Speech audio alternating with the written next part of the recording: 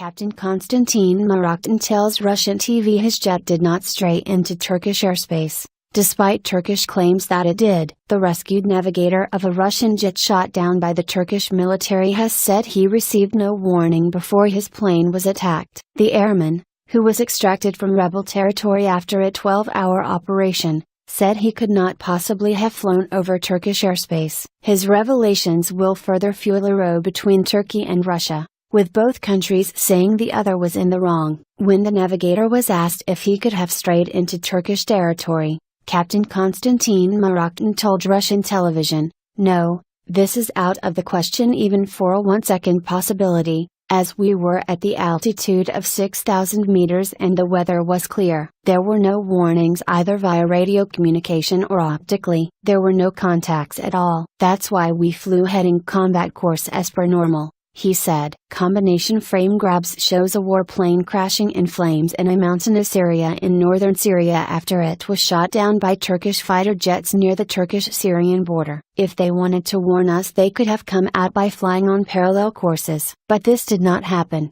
and the missile came to our jet's tail all of a sudden. We didn't even see it to have time for missile evasive maneuver." Turkish officials say the jet was warned 10 times before it was targeted by an air-to-air missile, and have released audio to try to prove it. Russian Defense Minister Sergei Shoigu said Syrian and Russian special forces were involved in the operation to rescue the navigator. He said, "The operation was successful. The engineer was delivered to our airbase. He is alive and well. I wanted to thank all our boys, who were working all night with great risk. At 03:40 a.m. they completed their work." How Turkey could lose billions for downing jet. The Su-24 jet's pilot, Lieutenant Colonel Oleg Beshkov, was shot and killed by Syrian rebels as he parachuted down. A Russian soldier was also killed while searching for the men after his helicopter was shot at and forced to make an emergency landing, the Russian military said. President Putin said all 3 would be given state awards. A U.S. official told the Reuters news agency that the jet's heat signature showed it was hit inside Syrian airspace after briefly entering Turkish airspace. But Turkey's President Recep Tayyip Erdogan has insisted the jet was in Turkish airspace when it was fired on. The country's Prime Minister,